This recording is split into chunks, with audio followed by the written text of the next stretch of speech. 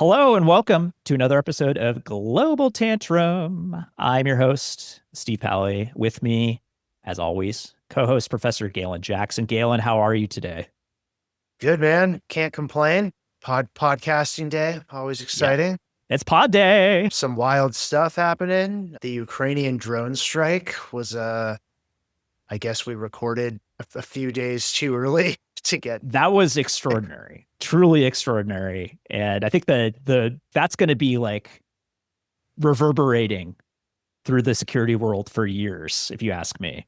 So I heard about it from a friend of mine. I hadn't read the news yet that day, and I kind of dismissed it as there's been drone warfare going on the entire conflict. The fact that they were able to strike that deeply into Russian territory and hit that many strategic bombers, which I don't know if we've been able to confirm the figures. I think, the range was like a dozen up to 40 is what I saw. But in any case, hitting strategic bombers, which the Russians rely on for their nuclear delivery systems, struck me as a big deal.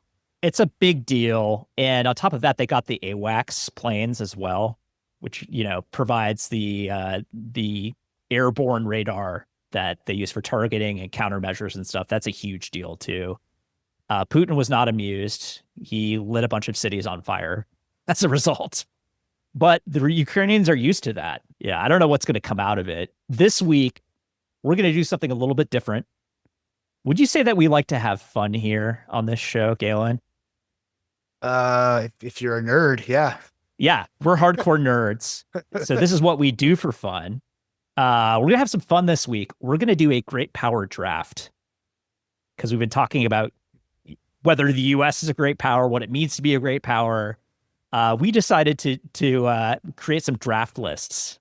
Yeah. And I have to say, when you first proposed the idea, I was like, this is the sort of shit I listen to at the gym, like sports podcast draft. It Exactly. seemed a little trivializing. I will say, as I went through creating my list, it was more difficult and more interesting than I anticipated, even though it remains a gimmick of sorts. But Yeah. I found it actually somewhat analytically useful to try it out.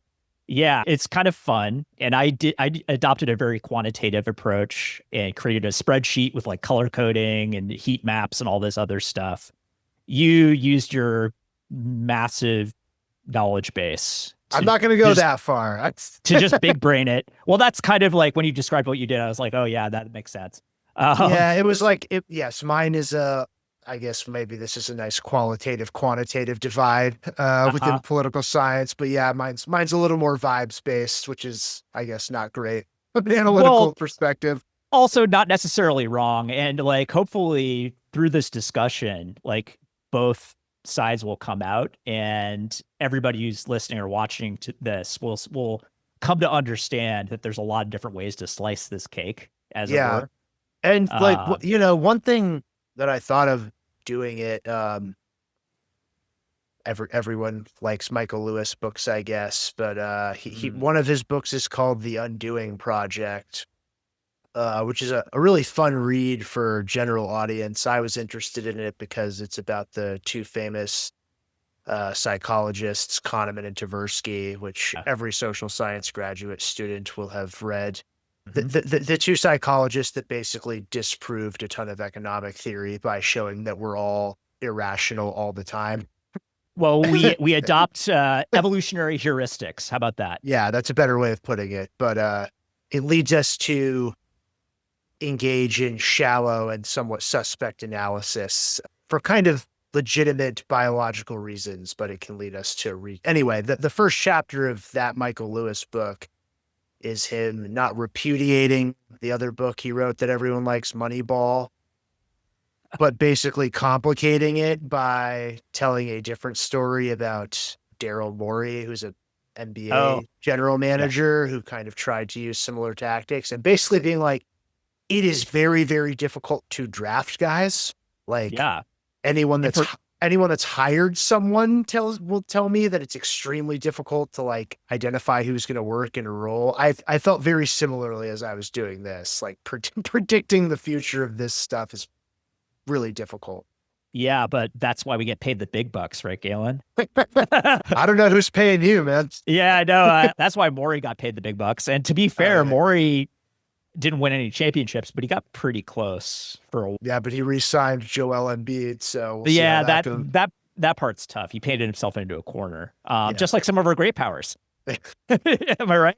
Maybe Um, that's where we get into it. yeah, yeah. So I don't know. We can just start with the draft, or we can go into a short discussion of like how we thought about ranking these countries. Sure, you go first. Yeah, so I adopted a quantitative approach and I went ahead and looked at a few sort of broad categories of indicator. So I looked at demographics, so size of country, population growth, also very important, life expectancy, which I guess bleeds into quality of life, which is another sort of category. That's demographics, then economics. So obviously GDP per capita, GDP in general, just raw size, purchasing power parity, which is another method of measuring wealth. Can you just explain what that is? Because in class, I feel like students get confused when I bring this up. Yeah, so nominal GDP is in dollars typically, and it involves exchange rates to like between countries. And purchasing power parity is this idea of what can you actually buy in the country that you're talking about. And so it's less about trade, although that's still important, and more just about like domestic consumption. And like, for instance, a country like Russia looks way better in terms of purchasing power parity because prices are very cheap there, although they're getting more expensive. Same with Yeah, like which countries like India and China to a certain extent. and I think they're like economists debate which one's a more useful measure, but I only flagged it because for some people, purchasing power parity is arguably a better indicator. And as we'll get to, China has overtaken the US, I think, in purchasing power Significantly. parity. Yeah. Yeah, they're at 34 trillion and the US is at 27, I Yeah. believe. But that's measured in like basically against a basket of goods. Yes. And they often do it in terms of like military procurement in particular. Like that's a big part of it. So then, yeah, military size, obviously, military potential. I have aircraft carriers in there. I have advanced fighters. I have nuclear weapons. So sort of a composite blend. Like being a great power is about power projection, which is why I have aircraft carriers in there in particular. Nukes, obviously, very, very important. And then factors like scientific and technical prowess, which are just increasingly important in the 21st century. You can punch way above your weight if you have advanced cyber capabilities, if you have great scientists, you have great R&D, you have a really powerful and advanced manufacturing base. All of these things are important. So I measured things like patents and research paper output. Yeah. So I think you're probably going to end up whooping my ass on like analytical clarity with some of those things. I mean, a lot of the indicators I chose to look at are pretty similar to yours, but just as an example of where this sort of thing gets more difficult, you mentioned like nuclear state, non-nuclear state. It's like North Korea and Pakistan both have nuclear weapons. I'm not drafting either one of those countries in my Not in the top 10. Yeah. Yeah. Things like geography or I don't even know what the phrase would be, but like strategic position relative to alliances and enemies. Yep. I think at some point we're going to maybe do a deeper dive on Russian-Chinese relations, but it's like they're currently, whatever it is, partners with no limits, but they clearly do have limits.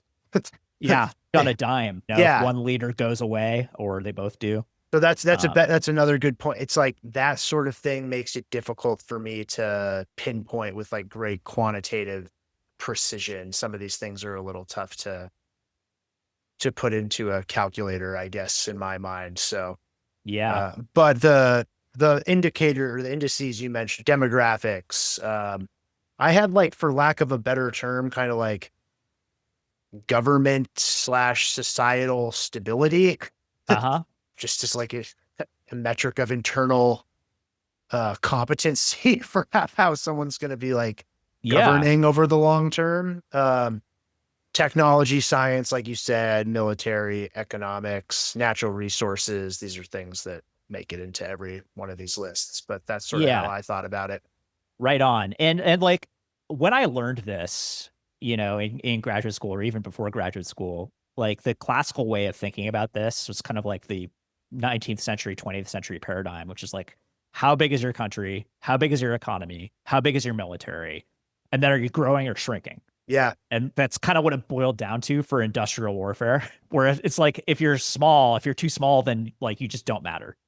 Right. And You it's know? like, so I'm not saying that was even a bad way of doing it then, right? No, no, I think it made a lot of sense. Like previously, what would be a good indicator, like total steel production, for Right, example, was like a big deal. But some of these things aren't clear un- until you've already played the game, like right. what were good investments and what matter. And so, I guess to quote Niels Bohr, prediction is very difficult, especially about the future. Yeah, but like even in the early modern era, it was possible to be a small country and still extremely powerful. The Examples being Netherlands, the Netherlands and Portugal, right? Both good examples. So it's like you've got to pay attention to that stuff too. yeah, Prussia was never really that big, but dominated because of technical advances and the rise of the general staff, right? In Germany. So it's like, yeah, we want to adopt a sophisticated. We're having fun, but we're taking our fun seriously. all right. All I right. like that. I'm gonna let you go Okay. first. Okay. All right. So we're gonna start with number one. I figure we have time to do our top 10. We'll see. We'll see how Yeah, long winded we are. absolutely. Number one with a bullet remains the United States for me. Okay, that's what I had as well. So I Yep. guess that's our mutual Cooper flag. Exactly. What I mean, my basic take on this was I sort of think, with the exception of what we spoke about last week, which was really kind of the issue of fiscal irresponsibility and the real cause of that being just general political dysfunction in the country. Mm. I'm not saying it would be easy to rectify that. In fact, I think it would be very difficult, but I actually am quite confident about the durability of US power if it can get its act together at home. In other words, like as long as the United States doesn't beat itself.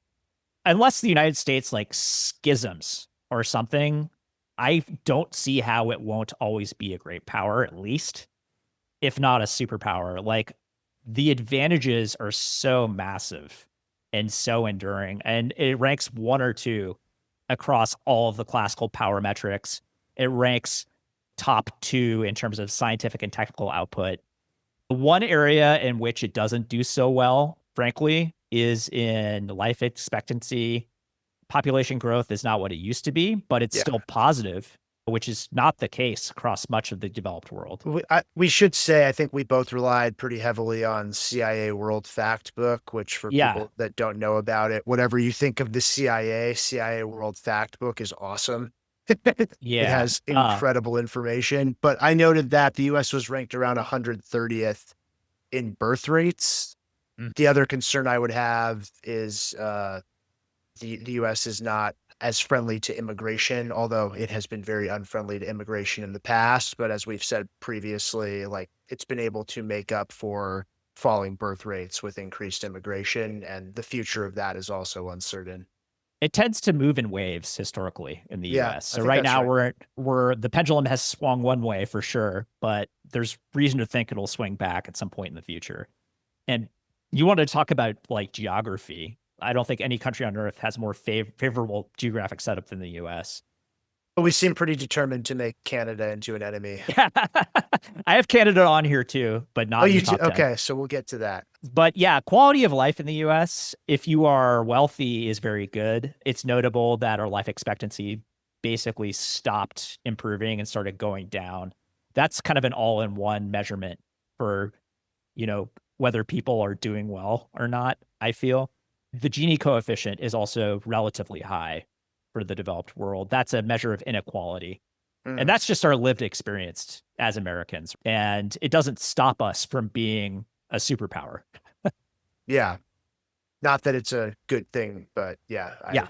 so and then just you mentioned geography. The famous Otto von Bismarck quote is something like God has a special affection for fools, drunkards, and the United States of America. The US also, this is obviously changing somewhat, and Americans' attitudes toward it is changing. The US has certainly has enemies, but has more friends than enemies. And if you think about other countries' geography and being ringed by adversaries, I would take the US position with that every day of the week. The enemies are not close, and they're across an ocean, basically. So yeah, United States, number one pick Okay. for both of us. Moving on to number two, I suspect we have the same choice here as well. My choice is China. Me too. My only question was whether you had those ordered differently, but I think we were No. both pretty confident that those were going to be the top two. Yeah. So China is closing on the US. And look, it's a big tell that we had this conversation basically last show about the United States and China being great powers, right? Yeah. China has an even bigger population. Number one, it's no longer growing, but it has just vast manpower resources. Its wealth has skyrocketed from not that great, frankly, to being a middle income country on a per capita basis. And that means that, like, they're basically where the US was in, I think, the 60s or 70s in terms of like purchasing power parity or maybe even like nominal GDP. And when you have 1.4 billion people, that adds up to a very, very large economy. Obviously, the manufacturing base, the export base, world class. The military has gone from a complete joke to quite serious in the last 20 years or so. Especially in their neighborhood. Especially in their neighborhood. They've got, I think they're up to 3 aircraft carriers. The US, by the way, has 11, but they're building more. They're also modernizing their nuclear force. They have around 400 warheads now. And expanding it. Yes. Yeah. Expanding it. Against the US is 5,000, but 400 is a lot by global standards. About 2,000 advanced fighters against the US is 3,000. And we've seen the advanced fighters perform supposedly pretty well in the India-Pakistan fracas recently. All of this to say is like, oh, these guys are serious. They're a serious competitor. In terms of technical and scientific output, they're number one in terms of aggregate. They still are not as educated as the United States. Only 4% of its population has grad degrees against the United States' 14, for instance. But instead of 1.4 billion is bigger than 14%. I did not know that the US percentage was that high. Yeah, it is. And, you know, it's like, what are those grad degrees in? Well, yeah, sure. They might be in, I don't know, the humanities or whatever, which is increasingly valuable in the age of AI, I might add. But when it comes to great powerdom, it's kind of not what we're looking at. It's like China produces a lot of engineers and scientists. We know that because it's a national strategy. I feel compelled to do the proverbial reference to Drew Gilpin Faust, the former president of Harvard's speech where she offers a full-throated defense of the humanities. Oh, People can see it on YouTube. I'm all about the humanities, and I don't mean to suggest that the Chinese don't have their own rich tradition in the humanities. They do, but they've put a big emphasis on STEM. Yeah. Like they started it along with the Singaporeans and other Asian countries, yeah. Japan, of course, Korea. Look, I actually don't have a ton to add to what you like. This is how I think about China in kind of broad, zooming out 50,000 feet terms is like, I need to see a little more evidence that this rise is in fact inexorable. So as you said, like the story of the past roughly half century is a remarkable one. Like if you saw China in the early 1980s, it would look vastly different than it was today across all of the dimensions you just named. It did have nuclear weapons at that time, but the arsenal, as you said, is a lot more modern now, and it's a pretty different country. That said, you mentioned like it's a middle income country. Some economists think China might have fallen into what's called the middle income trap, and getting out of that to the next level could be more difficult if they can't run their economy on domestic demand. I'm somewhat less convinced than other scholars are about, don't get me wrong. I'm with Churchill. Democracy is the worst form of government, except for all the alternatives. But in terms of being a great power, I'm less convinced that one has to be a democracy. I think autocracies are perfectly capable of That right now. advancements. So, but the question is whether the CCP at some point will face some sort of crisis of legitimacy, and the country is rocked by political instability. I think China's geography isn't very good, I agree. and that's a real downside. The other thing that a lot of people focus on, it's degraded a lot of its natural resources. Some hideous percentage of its potable water is polluted. There's all sorts of problems. The big one a lot of people focus on is demography Yep. Hmm. because of the one child policy. And given that a lot of the data, although it's sort of hard to measure, suggests they have pretty serious debt, and that these economic challenges might start to bite more in the future. If that's happening simultaneous to a demographic crisis, that could be a really big deal. So I kind of need to see more, but I don't rule out the possibility that they might overtake the US one day, especially if the US, as I said, doesn't get its own house in order. Yeah, they're a real competitor and they certainly have problems. I think they're going to try to automate their way out of the demographic stuff, and they have a good shot of doing it by all accounts. Maybe a better shot than the United States does, just because of like how their politics works. We'll see though. Um, okay, anything else we want to say about China? No, now I think this is where it's going to get interesting. It's going to get interesting. Yeah. Everything after this involves a level of judgment call that just wasn't the case. I felt good about the first two. I basically don't feel good about any of the next eight. You can make an argument for a lot of it. I'm interested to see whether we have the same next eight in any order. That'd be interesting. Yeah. Okay. Number 3 for me is Japan. Okay. How about you? This I think I think maybe I like reached up a bit high for them, but I actually have India number 3. Okay. Okay. That's reasonable. Yeah. I have India at number 4. Okay. So I think that's entirely reasonable. You want to go first for India?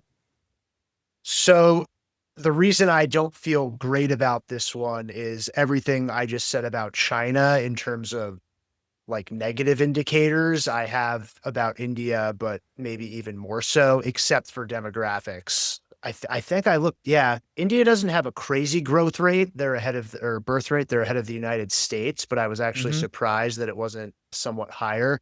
But they also have, 1.4 billion people. So they have, and it's a very young population relative to other countries in the world.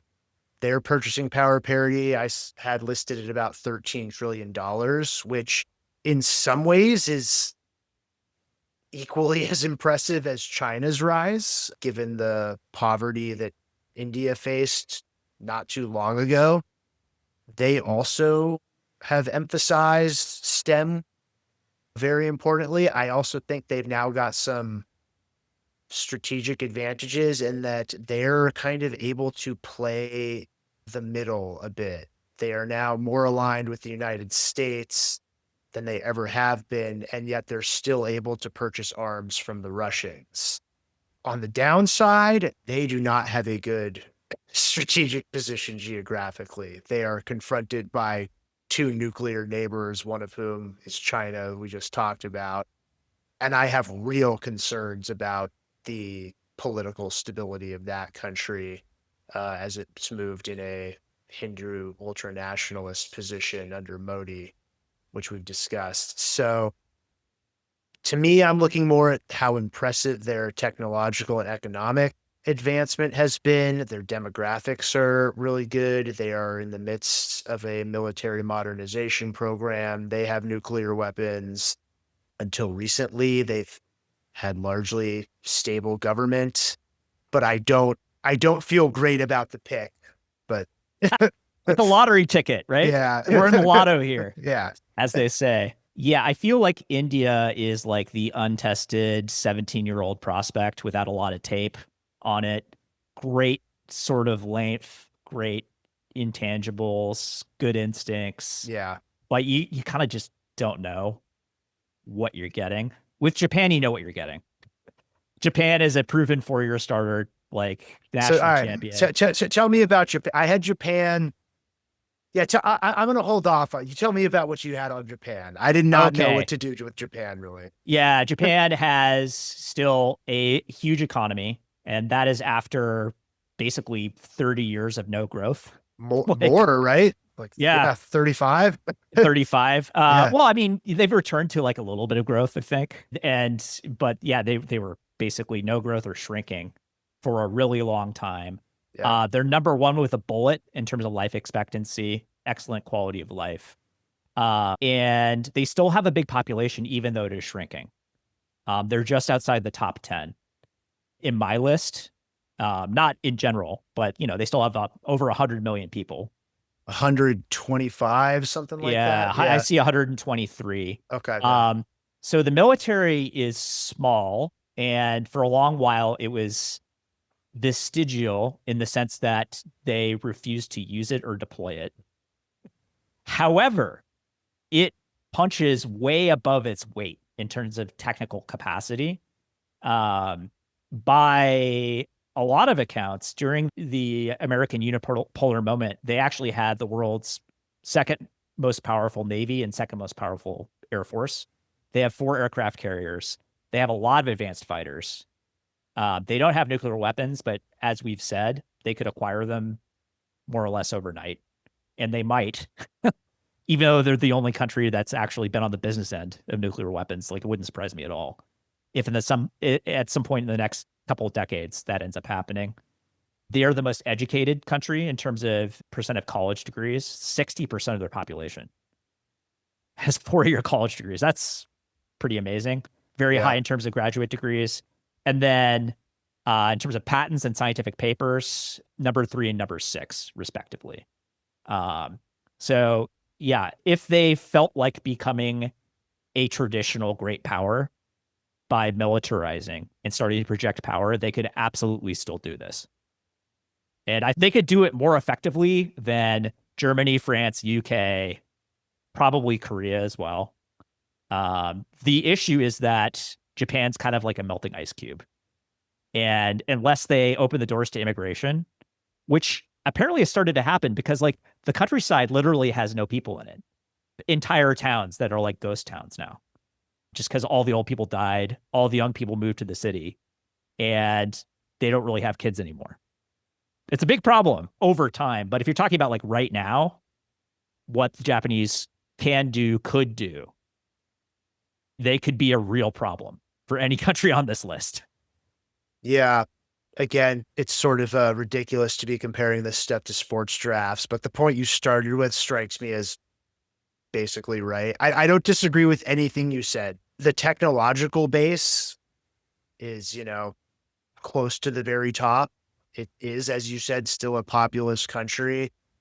My issue thinking about Japan was like it seems like it already peaked, quite like it has already reached its potential and is now going the other direction. Now, is it possible that could change, as you said, if they have a different attitude toward immigration? Sure. I would need to see a lot more evidence that that's going to happen. It's a shrinking population. Like it's also a very old population, which obviously those are correlated. I also don't like where it is. Yeah. And Tough neighbors. I was also thinking like, look, particularly if they make more investments in defense and increase defense spending, I think they have latent military power, and that would make them a very difficult target. I'm not convinced Japan could project power really effectively to other parts of the globe. They have the hardware to do it right now. Like they have 4 aircraft carriers, and by all Yeah, accounts, like they're good. but in Like the they're set, not. where are they launching an amphibious assault on the Asian mainland, or like another World War II style empire? They haven't Seems, done that for about 90 years. Yeah. yeah, which maybe is not the right way of thinking about it, but yeah, that to me was tough to move them way up the list, basically for that reason. And then, as you said, like if they have a very solid technological base and scientific base and a very educated population and they have still already peaked, like where else do you look to? Those are generally considered the harder things to do as a society. So I guess their ceiling I view as lower. It's fair. I think it's completely fair. And you could say they're past their prime, they're past their peak. And in 50 years, maybe it won't even be a country. Like I've read that argument. It's like it's like literally going to disappear and depopulate. I think that's a little bit overwrought. I think the Chinese or the Japanese will throw open their doors to immigrants before they allow that to You mean because of climate change or because of demographics? demographics. Okay. Yeah. Like they'll be down to 60 million people or something if the birth rate doesn't turn around. But it's like there is actually evidence that the Japanese understand this and they are starting to change their attitudes towards immigration. And that's a hard thing for the Japanese with a 6,000-year-old civilizational history and, you know, having controlled this island chain for that long as a signal, more or less a single ethnic group. Like that's a very difficult thing to overcome. But if the alternative is you literally disappear from history, then I think they're going to find a way to get it done politically. That's kind of what I'm banking on as well. And maybe that's a bridge too far. I just think that they if they can get more people in the door one way or another, they've got everything they need. I also don't maybe have as much expertise into this as I should, but like leaving aside Shinzo Abe's death, like they don't seem to me to have some of the pretty serious internal political problems that the United States and China do. Be stable for a very long time. You could argue that they're actually too stable because there's just not enough dynamism. That's interesting. Not enough reform. And like what Abe did, he made some reforms and he tried stuff, and that's part of what made him so unpopular and ended up getting him assassinated. So we've done 3. We talked about India. That's my number 4. Okay. Yeah. I mostly concur. I wonder about Modi and what he's doing. You could see it in 2 ways. One way as just standard authoritarian populism. Another way as nation building, which is how he prefers to look at it. And yes, it's discriminatory and nasty, but he's building out all the infrastructure, all the energy stuff that India is going to need for the next step, basically. They don't have to go hand in hand, the Hindu nationalism and nation building. But you do often see this in world history. Yeah, it might happen. I just, I think India has more than 200 million Muslims. In other words, like well over half the population of the United States. And if he continues on this line, I have to think there could be some nasty stuff that goes on internally. I mean, I'm not going that far saying it'll be a civil war yet, but like that sort of thing, I think countries can end up beating themselves. They can and frequently do. And let's not forget the Sikhs. The Sikhs are smaller, but quite potent. Yeah. All right. 5. Well, I haven't had my 4 yet. Oh, I'm sorry. Okay. Yeah. Who's 4? So I had Russia at 4. You have Russia at 4. Yeah. Oh, big divergence. Big divergence. All right. Tell me about Russia at 4. And you have India at 4. Okay. Look, another one I don't feel great about. Actually, really the rest of my list, I don't feel great. And I immediately understand your reaction. Yeah. Demographic issues galore. Populate 140 million people. Is that? I think that's what I had on there. 144. If we're using purchasing power parity, it's the 4th largest economy, I think. $6 trillion, something like that. I've got 8 here. Okay. But yeah, top 10. Okay. Look, all sorts of problems are going to come out of the disastrous war that's occurring now in Europe. Europe's about as popular as a skunk at a picnic. I get it. It's had real demographic and technological and scientific setbacks since the Cold War ended. The reason I still have them up there, one, they have something like 5,500 nuclear weapons, Uh-huh. which are a special source of power. They do have quite a bit of natural resources, including enormous stocks of oil and gas, which is going to be relevant for the foreseeable future. Their economy has all sorts of problems, but it remains a sizable economy in world relative terms. And I still think that it is possible for them to do reforms, whether or not they happen, that will modernize their military forces. I have made the point on this podcast and a million times in my classrooms, like they can't even get to Kyiv, so why do we have to worry about them getting to the English Channel? I firmly believe that. That said, I think there's a reason why, aside from the obvious historical reasons, that many countries in Europe remain worried about Russian military power. Mhm. So I don't feel great about it. If we're talking about government or political instability internally, that could always be a corruption, huge factor. I feel like as I'm saying these things, I'm undercutting the case for picking them fourth, but No, I see it. I just don't agree with you. that's no, I mean, I'm not sure I agree with myself, but I think from a purely military standpoint, and at least for now, they have reached an accommodation with China that is shallow. It's geared basically toward having a common adversary in the United States, but that they can kind of muddle through for the foreseeable future, during which time they can remain a military threat. Fair enough. All right. So I have Russia in my top 10, but not at number 4. Okay. I have them at number 10. Okay. Way Yeah. further down. Yeah. Here is why. Putin's whole program for the last 30 years has been, I want Russia to be a great power again. And I think that he just recently got there and it hasn't gone that well. I see Russia. Yeah. It hasn't gone that well. I see Russia in the draft terms as like a one-dimensional player with a truly devastating dimension, like just a truly devastating 3-point shooter or shot blocker or something like that.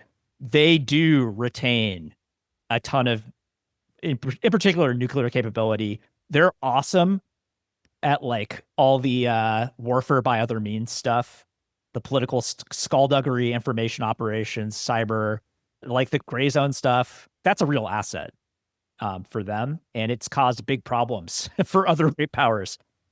To put it mildly, I just think that they're in terminal decline to the point that I think that Russia, particularly Siberia, will be China's Ukraine at some point.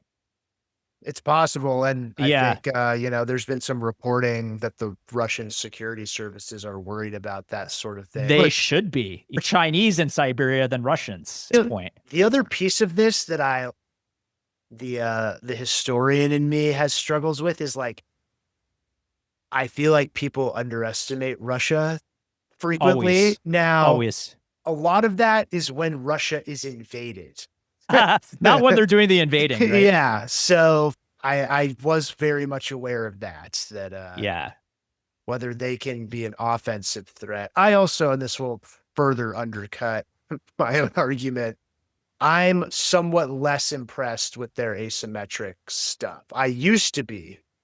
They have not had any real success in cyber in this war, which was a big surprise to me. Things like them intervening in the Syrian civil war, I thought at the time were sort of overrated. And look how that turned out for their client in Damascus not too long ago.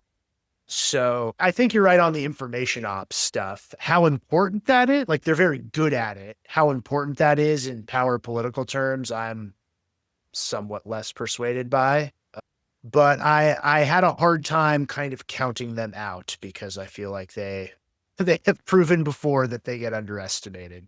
I just counted them down. I didn't count them out. And Yeah, I fair was enough. like, we need the Russia adjustment, right? We need to bump them up a couple spots because they are Russia and they're just historically completely ruthless, and they've cultivated a reputation for doing like whatever it takes to be a great power. And like, here we are, like they've done whatever it takes. And like, is that wise? No, not really. You know, they probably have a better future if they had played things differently, but that's kind of not what Russia does. Russia's doing Russia things.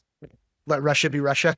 Yeah, exactly. So yeah, number 10 for me, but I Okay. get it. What I would say is, yeah, they have 5,500 nukes. Maybe we don't agree quite on the utility of having a massive nuclear arsenal.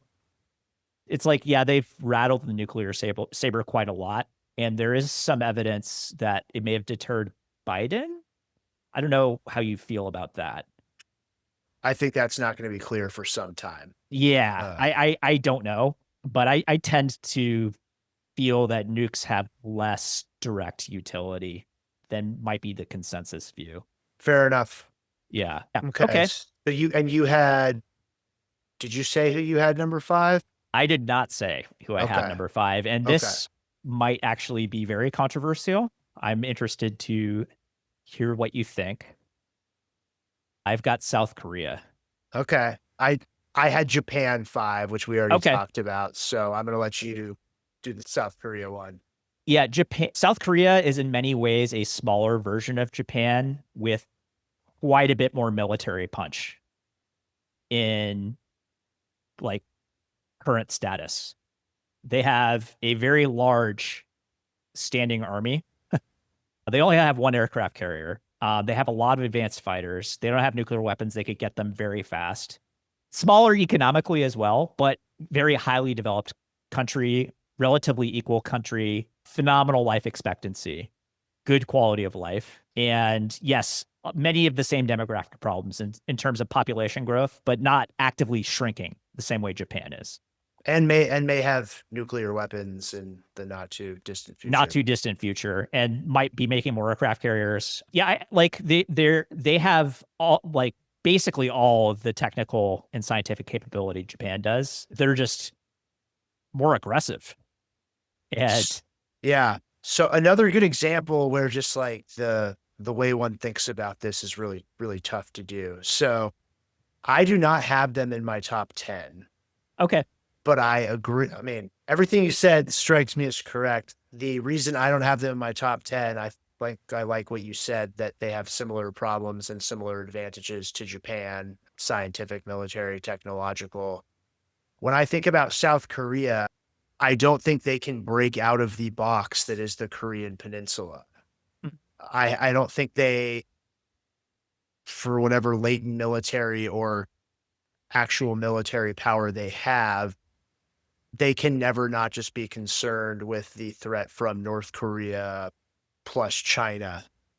And I just don't see them being able to be a player beyond their local space. And even there, only within their neighborhood. does a great power need to be aggressive in order to be a great power? No, of course it can be. I think you and us both believe that if you're the top power, you want to be a status quo power. Yeah, yeah, um, exactly. I mean, in terms of like shaping world affairs, though, Well, it's a G20 country. It could be a G10. Well, no, maybe not a G10 country.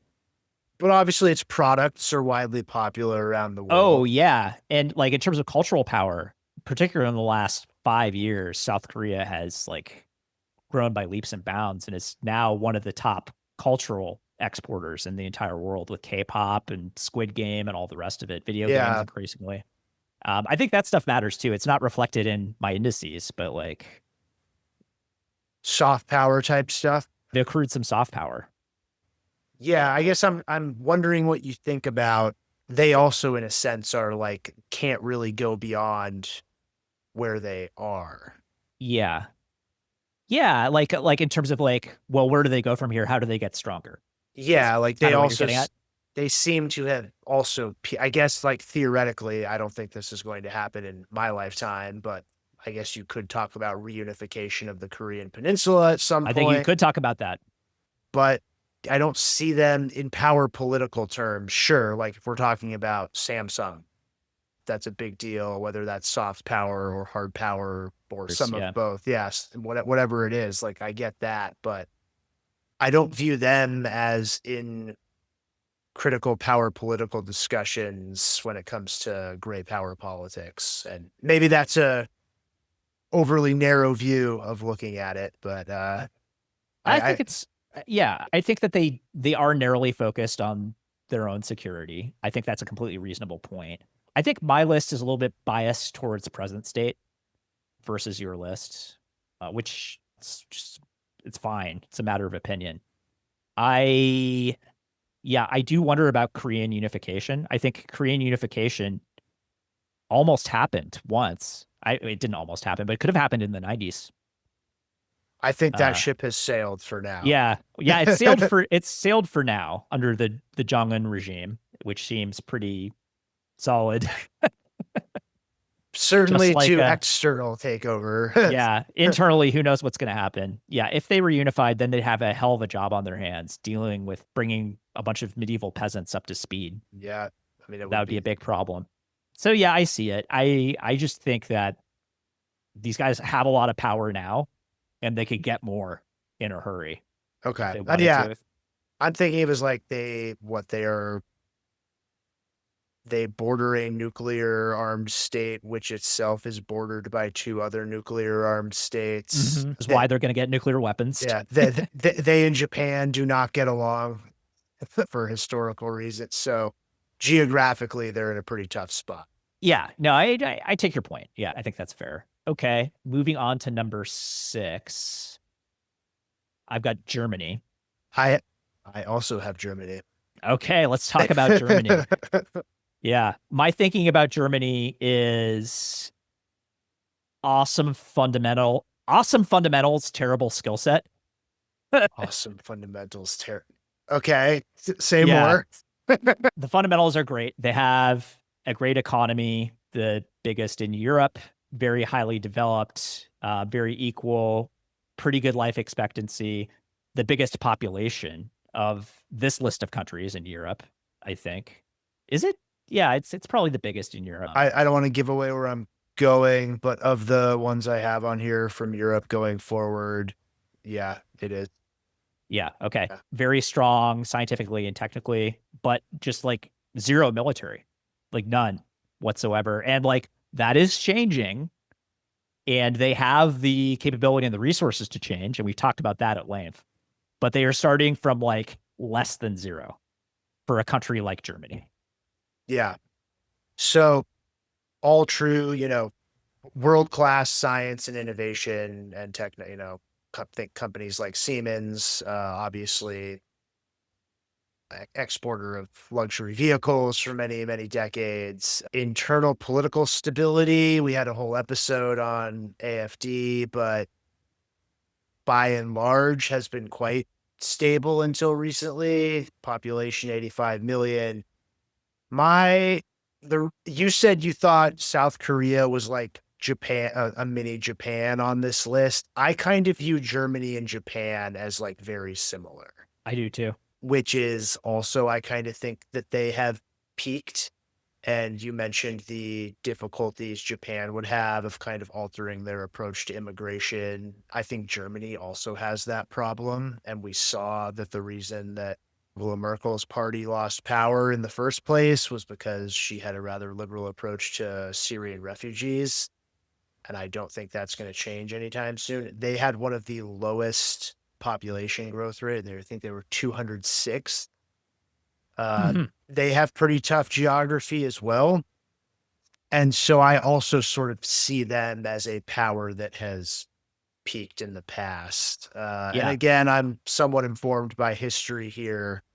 They obviously have conquered a number of other countries They're pretty good at that historically. in not too distant history. But, we've mentioned that Adam Two's book, Wages of Destruction, on this before. Like, the key takeaway I had from that book was they did not have the military industrial demographic base to sustain that over a long, and I think that's still the case. Well, that's why their strategy was to win quickly. Correct. They didn't actually execute that strategy very well. Fortunately. Yeah. So yeah, I sort of see what you mean on great fundamentals. I guess I would add that they are great on fundamentals, but they're also a veteran player. Yes, they are. That's true. I take your point about like immigration maybe not being possible. I just, with population growth in particular, I wonder about policies like pronatalism. I wonder about immigration. It's like, is demographic collapse really inexorable? And as we go further into the future, will we not see policies change to address this rather than have these nation states just disappear? And like that's an open question. And I tend to think that nation states will do what they have to survive. So this puts me in a tough spot because that very much appeals to my like IR analytical side of my brain.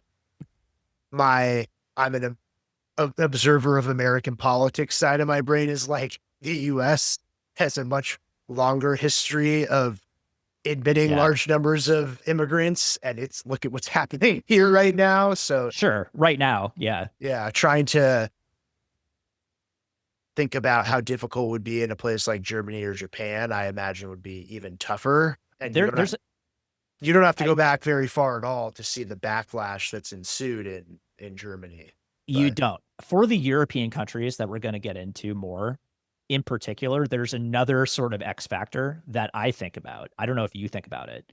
It's the European Union yeah, and like how like the future of the EU interacts with the future of these nation states and whether like it could be the case that the EU supersedes them and becomes a superpower because I believe that it would if that were to happen. And there's lots of reasons to think that it won't, by the way.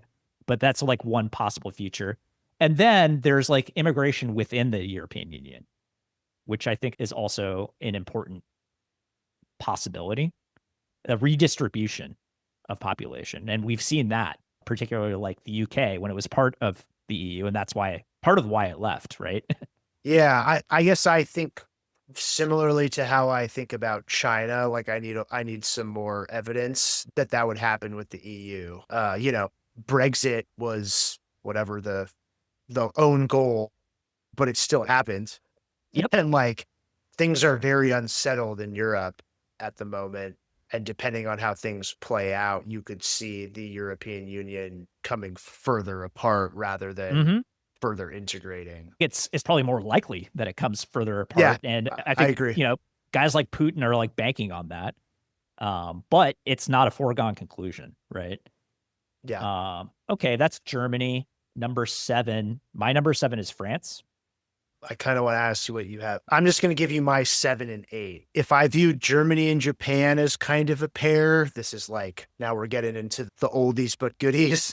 I kind Yeah. of view France and the UK as Yep. somewhat similar. I've got France and UK at 7 and 8. Okay, so we just flipped the order. I had the UK at 7 and France at 8. They are very similar, Yeah. actually. Like I like they correlate at a very high level in all the metrics that I was looking at. Yeah. I saw they have very close population numbers, very similar growth rates. Their economies are roughly the same size. They Yeah. both have nuclear arsenals. Britain's is arguably Worse. maybe less potent because they keep them all on submarines, and those submarines are leased from the United States. Exactly. That, yeah. Yeah.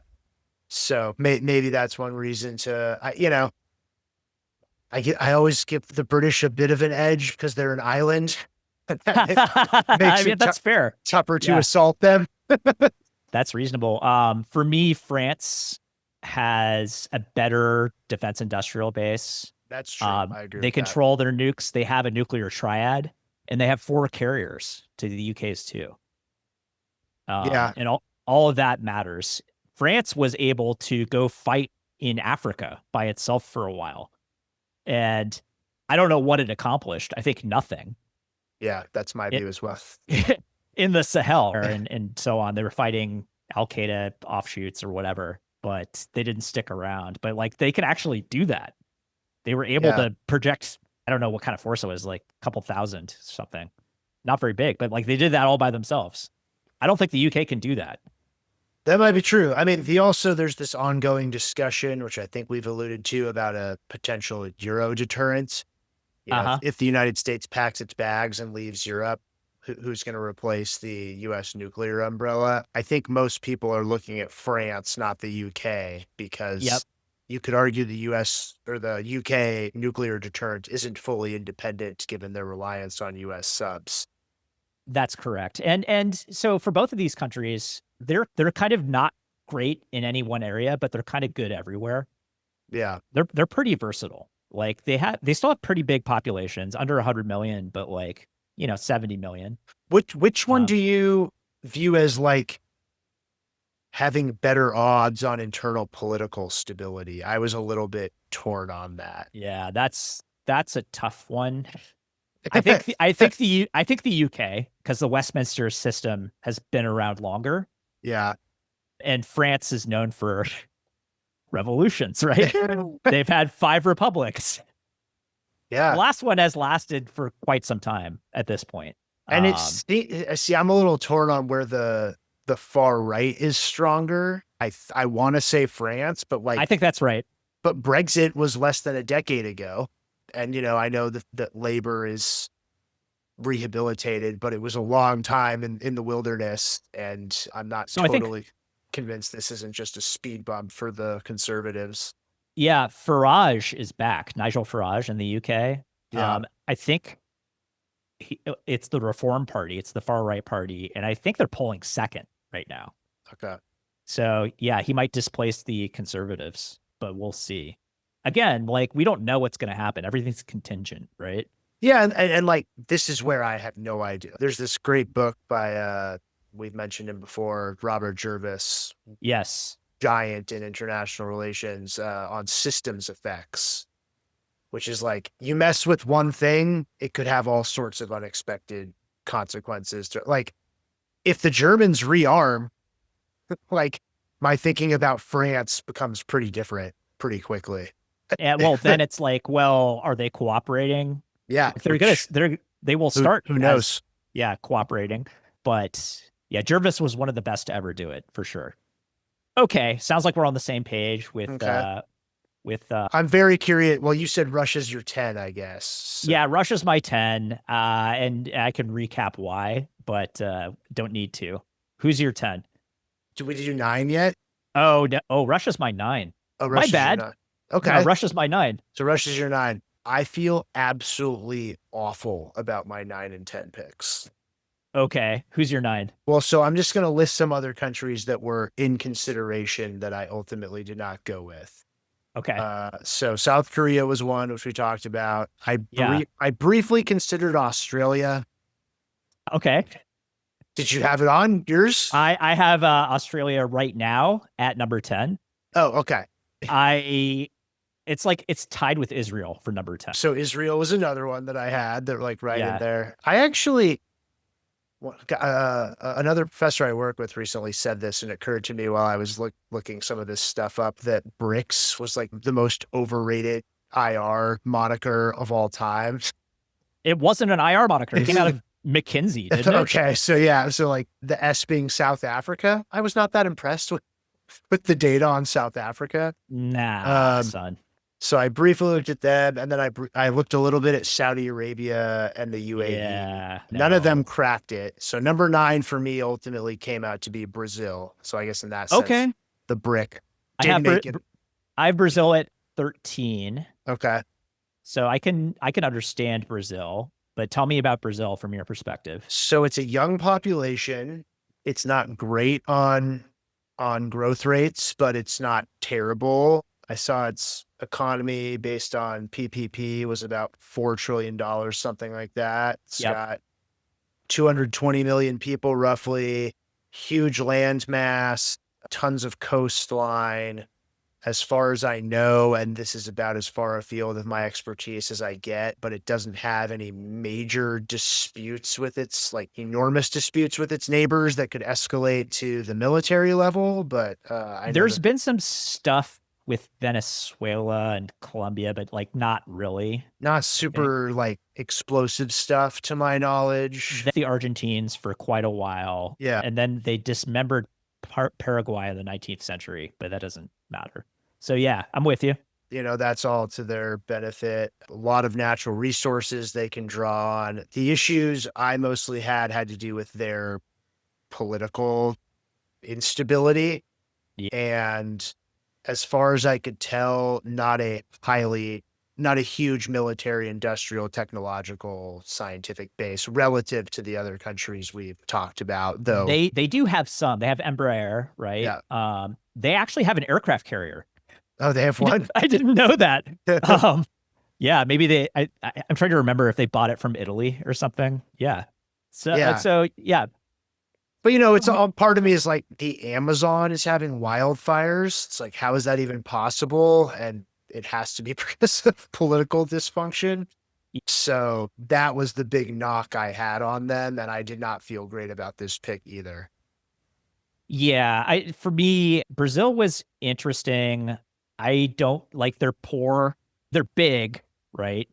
Um, I see them as a lesser version of India to a certain extent, and I don't know if they have the same future that India does. I don't know that it has the same prospects. Their economy is like a third the size. Yeah, and like because of the dysfunction that you mentioned, it's like they tend to go backwards or be stuck in neutral for long periods of time. Yeah, And maybe fair they'll work it enough. out. I don't know. Yeah, I had Russia at number 9, so I was wrong. It's 10 in my spreadsheet, but that's because the first row is the title row for all my columns. Oops. Okay, that's your 9. Who's your 10? I'm gonna make wait. So have you said all of yours now? Yeah, I said Australia was my 10. Australia was 10. I couldn't feel worse about my 10, so I'd prefer you talk about Australia first. Okay, yeah. Well, if you want to talk about geography, Australia's pretty good on geography. Yeah.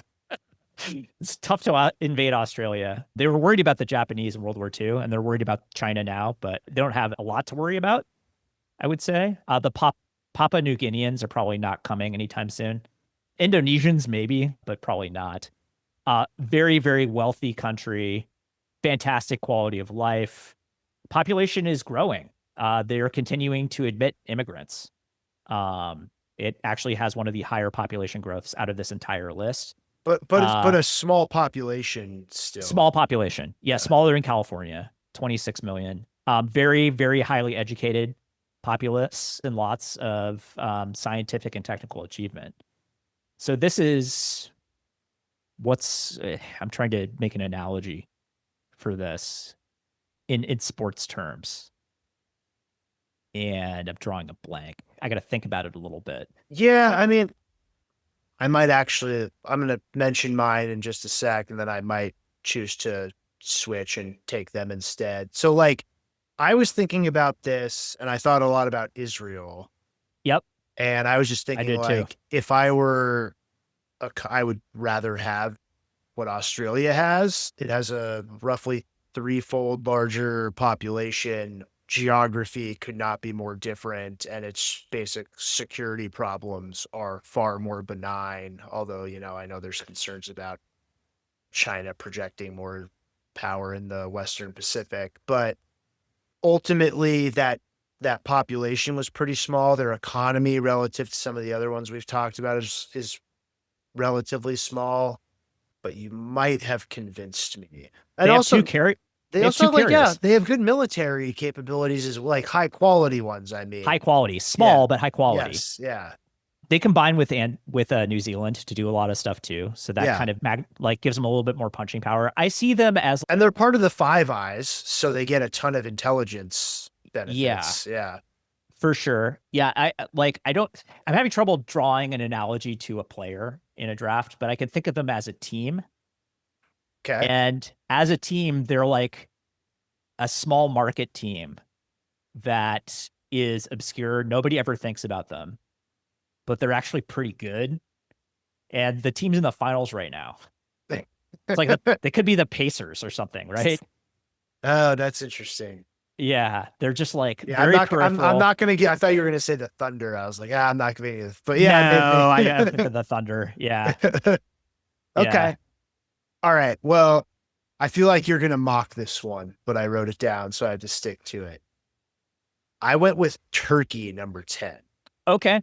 Turkey on my list. It is nowhere close to the top 10. Okay. So here's what I was thinking. It has a young population. Uh-huh. Its population is a smidge larger than Germany's, Hmm. and it's obviously growing faster. I think they've been able to punch above their weight for a number of reasons. We've talked about how many mass supplied drones. Now, they're not the newer, more sophisticated ones like the Ukrainians were just able to use to execute that operation, but a lot of the first generation ones were made in Turkey. I think this is kind of a laid out point about Turkey, but that it is able to kind of play between East and West effectively, and Hmm. somewhat stand above a few of the conflicts in its near abroad. All that said, I think the current government, which I could have said current government going back about a quarter of a century, tells you everything you need to know Yeah. about the state of political affairs. Large parts of the country remain very impoverished and underdeveloped. They do have disputes with some of their neighbors. They don't have great geography, but I guess the reason I was thinking about it was I was looking at a map of the Middle East and thinking of which of the countries I would most want to be, and leaving Mm. aside the fact that Israel has a much more powerful military, which is much more high tech and qualitative and has great training. Turkey is a NATO ally, Hmm. and so it benefits from that militarily. It has a much larger population and a much larger land base. Saudi Arabia and the UAE, very wealthy, but not terribly powerful militarily. And Iran has been a basket case for a variety of reasons. So that's how I kind of got there. But like I said, I could easily be talked out of it.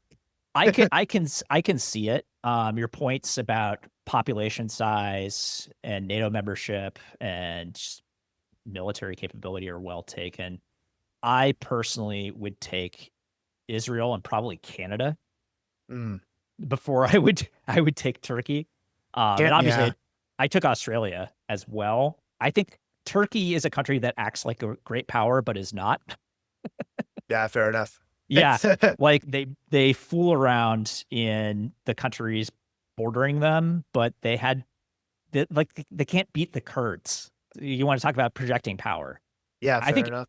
I think Israel is the only great power in the Middle East at You the would moment. you would call Israel a great power? I I think they walk the walk and they talk the talk, especially now in terms of what they're actually doing. They've projected power to Iran.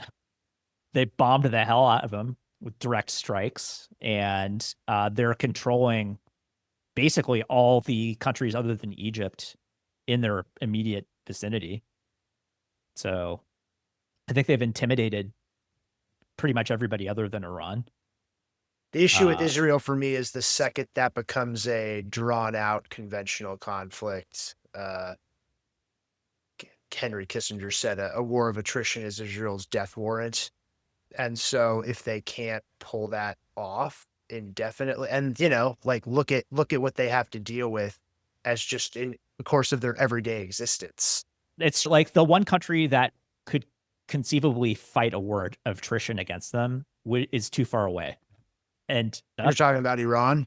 yeah, I mean, Egypt could do it, but Well, like I they're see, they're at peace, and I don't yeah, think that's going to end anytime soon. I guess. Turkey could too, but they won't.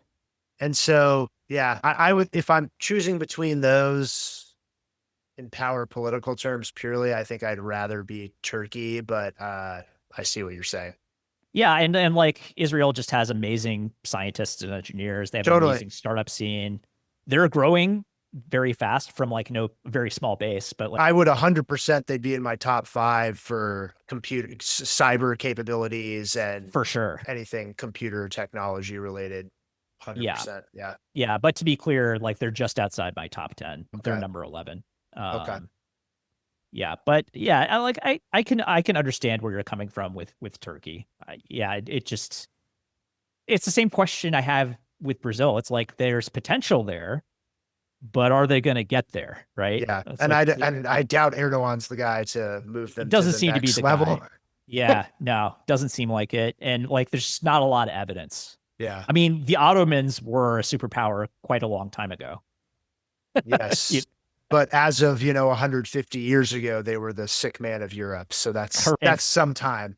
And then even before that. Yeah. Yeah. Okay, so I stopped at 10. I mentioned my honorable mentions. Do you want to read what your next few were on your Yeah, list? yeah. So Israel was number 11. Canada was number 12. Yep. Pretty safe, except from the United States. Brazil for me was number 13. And then I actually had Singapore next. Oh, yeah. Okay. Um, just because, yeah, they're kind of, I see them as kind of like the Netherlands of the 21st century. Yeah, that's not a bad analogy. I checked out Yeah. their GDP per capita and they were at the very top, I think. Either of And them they was did that without any resources. yeah. They've just been very well governed for a very long time, and they have a lot of very, very rich people, and they've made themselves very, very important. Yeah, that's me. How about you? Like I said, I stopped at 10, but my other mentions were Israel, Australia, Canada, South Korea, Saudi Arabia, and the UAE. And I'm sure I could have come up with a few more, but Yeah, yeah. I didn't even have the UAE on my list. Maybe I should have. No, I For mean that I would probably if anyone that we've talked about, they would be at the very bottom any comp. So, but well, I this is one thing I found a little surprising was once I got not that far down the list, I thought that the choices got substantially more difficult. pretty murky. All right, Yeah. so we did our top 10 great powers. Which of these countries do you think actually are great powers? I actually right now would stop after the US and China. Yeah, and that's what we said last week. It's like Yeah. we're actually bipolar, and the rest of these countries don't rate that much. I think They there's could, a chance that they could puncture the whatever bipolar circle uh, in a reasonable time frame, but right now I probably would stop with those two. okay. And your next vote for the country that would be most likely to join? Oh, to make this multipolar? Yeah, Yeah, probably. Oh god, that's so tough. Probably India. yeah, and that's why India is your number three. I think that makes a ton of sense. Honestly, I just think that Japan could do it faster if it wanted to. India If it made strategic choices, I think that's probably right. India clearly wants to, but they're further away. Like they're not that far, right? They need to be able to spank Pakistan, and it's not clear that they did. Yeah. No, it's not. So I would say it's clear that they did not. yeah, but well, that's tactical. Strategically, they've Right. got Pakistan over a barrel with the water stuff. Yeah.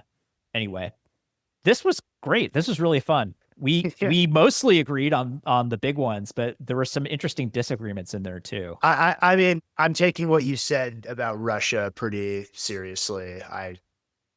Yeah. Yeah, that's Russia is one of those that's just in the eye of the beholder. And I think it is important to look at historical context too, and I kind of didn't. It's like those guys, they're just always hanging around yeah. or at the center of things. Yeah, actually, can I spotlight my book for this week on Yeah, this yeah, yeah. on that What's your note? book? Book corner. Controversial one we've alluded to before, but hubris. Oh, Controversial because of the subtitle, The American Origins of Russia's War Against Ukraine. interesting. Okay. I would say that is the biggest one, but also spends a lot of time on the US unwillingness to help Russia with its complete economic collapse during the 90s, There's something there. causing a ton of resentment. The other thing that people remark on quite frequently is, I don't know, you want to call it the arrogance of power, thus the title of the book, but the great frustration with first the W. Bush administration and then the Obama administration on just kind of an attitude that Russia doesn't matter and so therefore can be safely ignored. Yep. The part of the book I found the most interesting was the part about the immediate post 9/11 phase, which this is by Jonathan Haslam, really eminent Cold War historian, where he basically says right after 9/11, Putin really tried to get on the same page as the United States. Obviously, religious extremism has been a problem for them as well for decades. And I found that part of the book pretty convincing, that the United Yeah. States basically told Russia to take a hike and then did things like unilaterally decide to invade Iraq. And at a certain point, the Russians and Putin in particular decided we're taking a different tack. Afghanistan, the way we did Afghanistan in 2001 in particular, and then afterwards, may have been impossible without Russian cooperation. Yep. Yeah, they helped a lot, and they did not get a lot of credit for it. So Yeah. And then, I mean, and then the one other piece, which I was aware of, but whenever you see the actual direct evidence, it always hits a little bit different. Was like some of the warnings from US officials familiar with Russia, basically like Ukraine is especially provocative to them if you're talking about Ukraine being in NATO. But yeah, yeah. I've tried to compare Ukraine to Russia. Ukraine is to Russia as someplace like Texas is to the United States. Something like that. It's a flawed analogy, is one way to think about it, I would say. And yeah, it's only 50 or 60% of the way there, but that's probably the closest we can get to understanding the relationship. Yeah. So, I mean, look, it's always tough to talk about this because the Russians obviously have agency, and I'm not trying to say I was like cheering when Putin invaded Ukraine. Far from it. But I do think these sorts of historical analyses are very important if you want to actually learn the lessons of how to make sense of how we got to where we are. Yeah, and maybe what's going to happen next, maybe. Yeah. That's cool. I also read a book for Book Corner. I read it on Kindle, so I can't hold it up. I read the book Proto by Laura Spinney, and the subtitle is How One Ancient Language Went Global. It's about Proto-Indo-European. Huh. And this kind of thing is my jam. It's like Yeah. ancient state formation and complex systems. And so I knew the basic story of Proto-Indo-European, but she goes into it like language family by language family. So all the way from India and Iran to the Celts in Ireland. These all related. That's And cool. they all came from the same people that were in and around the Black Sea starting 6,000 years ago. And that idea is just so fascinating to me. And this is not necessarily new research. The new part of it is the genetics that archaeologists are now capable of doing. Like, we didn't have that piece of evidence. We were doing everything just like linguistic reconstruction to try to understand through phonological rules. I don't know if you've had any linguistics, but sounds tend to evolve. Class I did the worst in college. So I'm Oh, really? Oh, yeah. I loved it, but I thought it was so cool. It's like certain syllables tend to evolve over time in predictable ways. So the S sound will become a sh sound, which is related to the k sound, and so on. And so there's flowcharts about how this happens historically. So you can actually trace the provenance and the relationships in like a tree of the languages. And now they have the genetic component to add on top of that.